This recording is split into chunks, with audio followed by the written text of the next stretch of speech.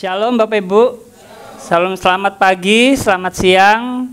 Ya, kita hari ini merayakan ulang tahun Decesia dan Pak Zul juga ulang tahun gereja juga ya, tanggal 2 kemarin. Juga hari ini kita merayakan ulang tahun TNI juga. Oke, tidak lama-lama kita baca tema bulan kita pada bulan ini.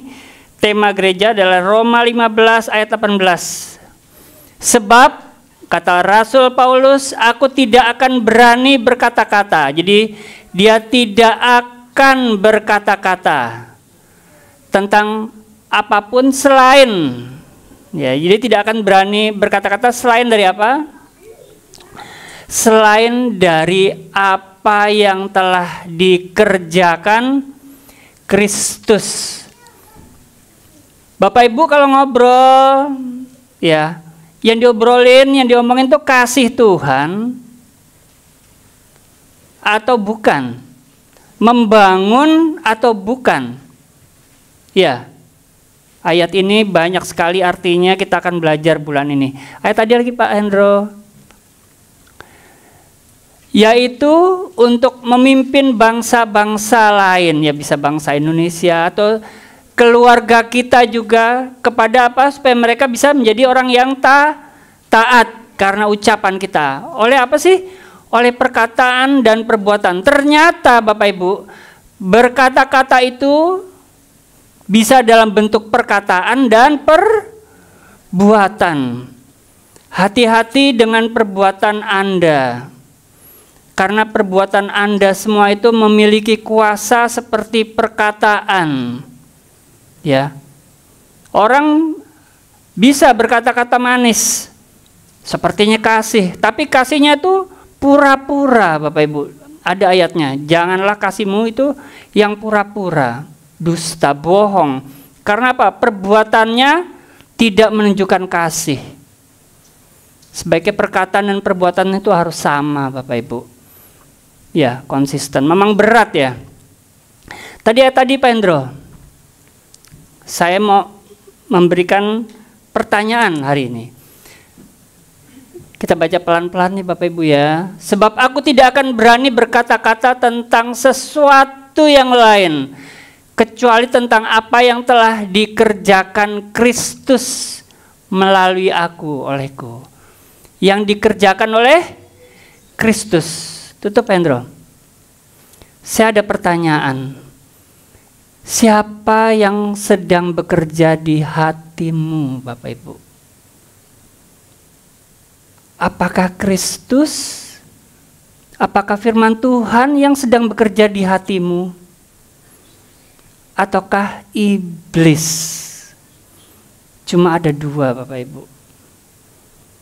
Jangan sampai ya kita bergereja, kita rajin ke gereja, bahkan YouTube kita reel-reelnya semuanya tentang Kristen, agama Kristen. Tapi dalam perbuatannya dikerjakan oleh iblis. Tetap menjadi batu sandungan, kata-katanya jahat, kata-katanya menghancurkan perbuatannya, merancangkan perbuatan-perbuatan jahat. Jangan Bapak Ibu ya, dusta, bohong, manipulasi, dan semua tindakan-tindakan duniawi Bapak Ibu. Jangan Bapak Ibu. Kita sama-sama kita introspeksi. Siapa yang sedang bekerja di hati kita? Saya dengar-dengar kalau salaman itu seperti ronsen, bisa tahu, wah ini yang bekerja ini Tuhan atau bukan. Coba Bapak Ibu salaman kiri kanannya, bisa ketahuan kok. Oh ini Tuhan ini yang, coba salaman. Coba dilihat, nah setan atau Tuhan? Nah ya kan, wah pura-pura pasang muka wajah manis kan. Padahal setelah salaman, biasa lagi. Ya, ya kalau di itu, waduh harus pasang ronsen yang bagus. Ya kita nggak tahu isi hati manusia. Gini Bapak Ibu. Sekarang isi hati saya, isi hati Bapak Ibu, pribadi yang paling sempurna yang harus tinggal itu adalah pribadi Kristus. Bapak Ibu bisa punya uang banyak. Bapak Ibu bisa punya jabatan tinggi. Bapak Ibu bisa punya teman-teman, kolega, orang-orang penting, orang-orang kaya. Tapi di hati Bapak Ibu tetap kosong, saya kasih tahu. Tetap kosong Bapak Ibu. Tanpa Yesus, hatimu kosong. Oh, saya kan bisa happy-happy dengan uang saya. Saya kasih tahu, kosong hatinya. Oh, saya punya pacar. Kalau saya menikah nanti, saya berharap dia akan mengisi kekosongan hatiku. Nggak bisa Bapak Ibu. Kalau selama ini pacaran senyumnya, waduh senyum maut istilahnya ya kan ya. Cicak aja disenyumin jatuh.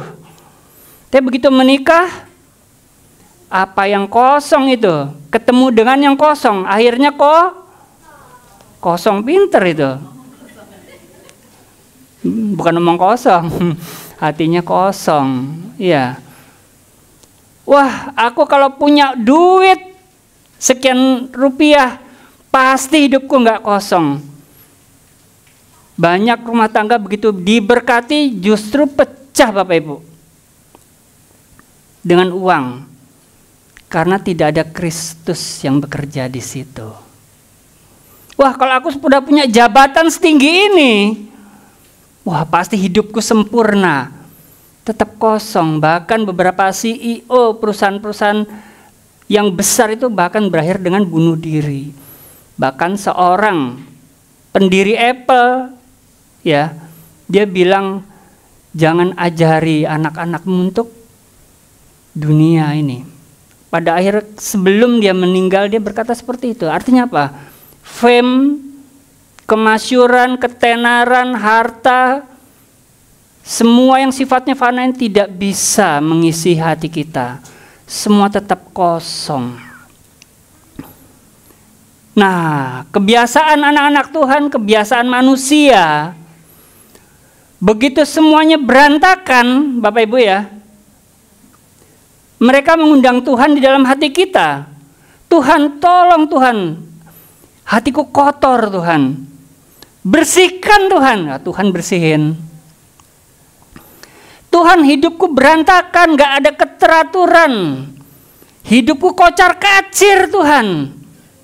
Tolong Tuhan. Tuhan datang, dirapikan, diberesin semuanya rapi. Begitu sampai rumah hati kita bersih, rumah hati kita teratur rapi, biasanya Tuhan diajak ngomong-ngomong gak?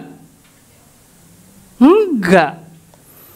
Biasanya say hello dan goodbye. Setelah semuanya keruwetan, benang kusutnya telah terurai, biasanya anak-anak Tuhan itu tidak rajin ke gereja, tidak rajin baca firman, tidak rajin berdoa, tidak mau berhubungan dengan Tuhan, tidak mau terhubung dengan Tuhan. Kalau saudara dimintain tolong sama sahabatmu, tolong bersih-bersih rumahku dong. Oke, gitu kan. Nah, Anda membantu bersih-bersih. Tapi begitu semua bersih-bersih, sahabatmu itu loh, pemilik rumah itu loh, buka komputer langsung kerja sendiri, sibuk sendiri. Engkau didiemin. Kira-kira enak gak perasaan Anda? Hah? Enak, aku dicuekin enak loh. Enak gak? Ya gak enak Bapak Ibu. Itu sebetulnya kode, betul. Itu adalah kode buat engkau untuk keluar dari rumah. Beneran. Begitu Bapak Ibu ditolong oleh Tuhan, begitu Bapak Ibu dipulihkan ekonomi, wah sekarang udah bisa punya rumah, udah beli mobil, udah bisa beli tanah, beli logam mulia, beli emas, semuanya saham, kripto. Tapi begitu semua tercapai, udah ditolong, Tuhan Yesus didiemin. Itu adalah kode keras buat Tuhan. Hey, get out.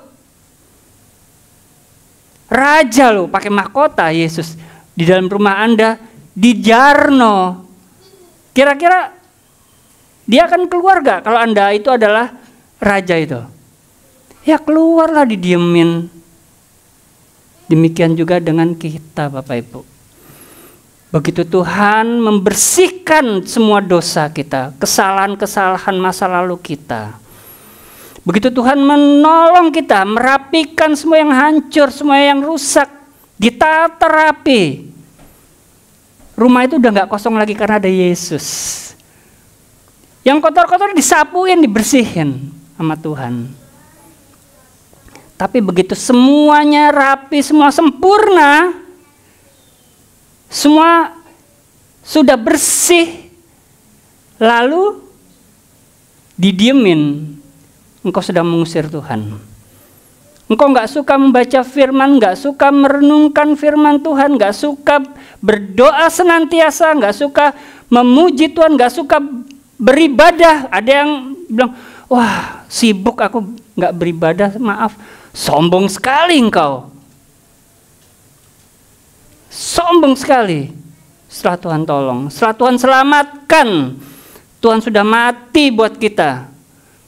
Kita diemin Tuhan Bapak Ibu. Saya mau ajak kita sama-sama baca ya.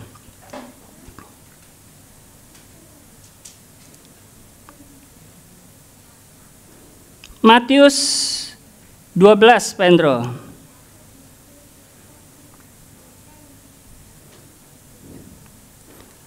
Yang rusak hidup kita, rumah hati kita, yang membuat semua berantakan, semua kotor, gak teratur, rusak semuanya, itu iblis. Iblis mengiming-imingi manusia. Ide dunia ini seperti ini loh dalam menjalani keluarga. Ya, konsep dunia dalam berpacaran itu seks bebas loh. Konsep dunia tentang keuangan ya ini, ciak duit orang, nipu, ngerjain orang, manipulasi, korupsi. Nah, kalau untuk usaha seperti ini, ekonomi seperti ini, semuanya itu konsep-konsep dunia itu diserap. Itu idenya dari iblis.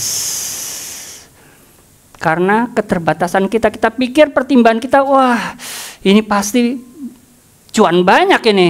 Ini pasti enak nih, naik jabatan bisa cepat ini. Wah bisnis ini bisa melejit nih kalau seperti ini. Walaupun orang Kristen, saya banyak melihat orang Kristen itu melakukan hal yang tidak terpuji dalam bisnis Bapak Ibu. Sepertinya rohani di gereja, begitu keluar, begitu mengerikan tindakan mereka dalam berusaha. Saya mau ajak Matius 12, kita lihat di layar aja ya. Ayat 43. Apabila roh jahat keluar dari manusia. Dari mana sih Bapak Ibu? Hah? Dari manusia. Saya percaya ini kata-kata Tuhan Yesus. Kalau ini kata-katanya Bill Gates ya, kata-katanya Kim Jong Un, saya nggak percaya. Ini kata-katanya Tuhan Yesus, saya percaya. Ketika roh keluar, roh jahat itu keluar dari dalam manusia, keluar dari saya, keluar dari Bapak Ibu. Ia mengembara ke tempat-tempat yang tandus. Lingkungannya itu tandus. Kalau Bapak Ibu mengundang setan di dalam keluargamu, hidupmu akan tandus, kering. Iblis itu pergi ke tempat-tempat tandus mencari perhentian. Maka itu kalau rohmu kering, iblis tertarik untuk masuk ke dalam hidupmu. Dia mencari perhentian, karena disitulah komunitasnya iblis. Tetapi ia tidak mendapatnya, karena tempatnya adalah di hati manusia yang tandus, yang tidak memperhatikan Tuhan, tidak minum airnya Tuhan, firman Tuhan, tidak terhubung dengan surga. Ayat selanjutnya Pak Hendro.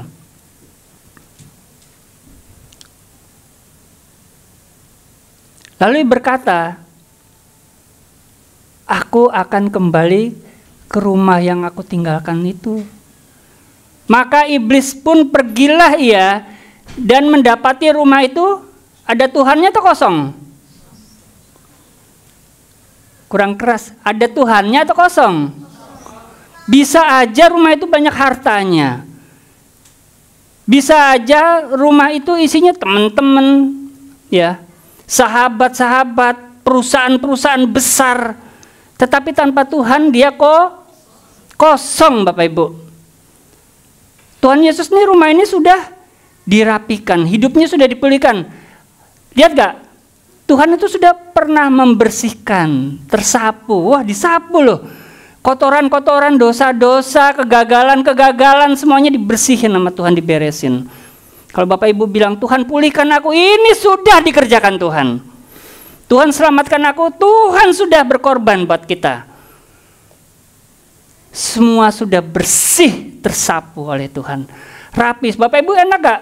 Enak datang bertamu ke rumah yang, kok kotor lantainya ya.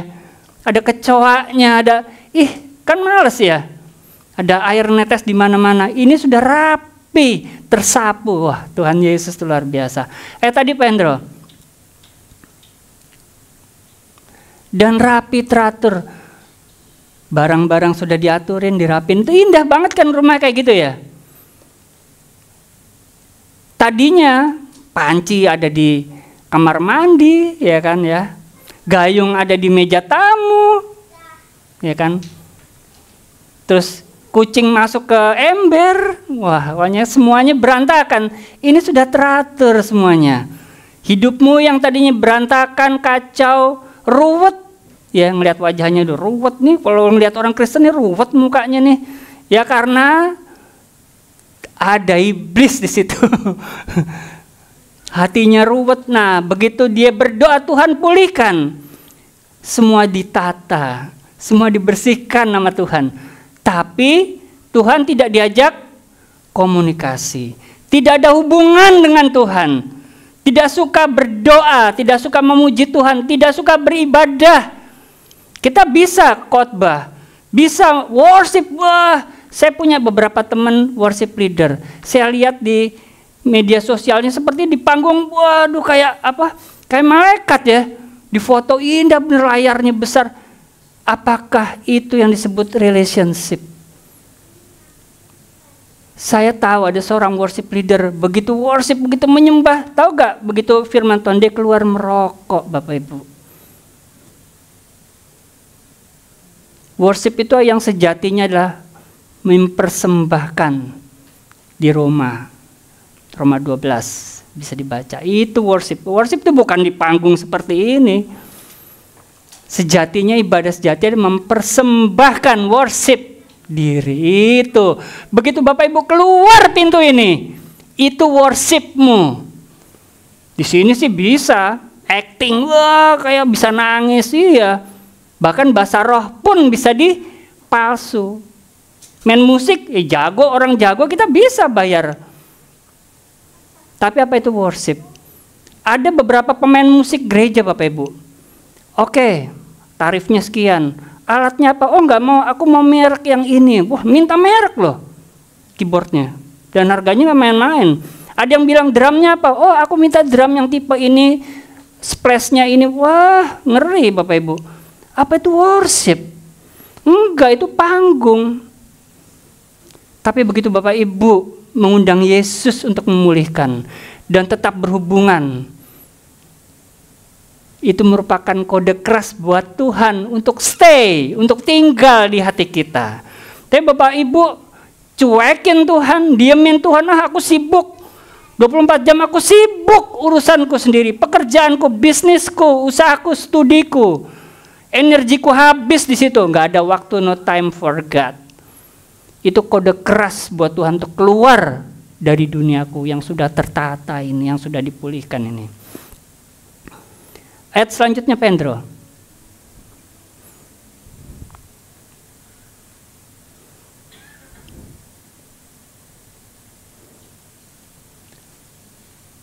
Lalu iblis itu keluar ngapain sih Bapak Ibu? Beli jajanan. Ngajak siapa? Teman apa musuhnya? Dia keluar ngajak berapa orang, berapa setan? 7 loh. Bisa baca Reiko ya. 7 roh jahat yang lebih alim apa yang apa?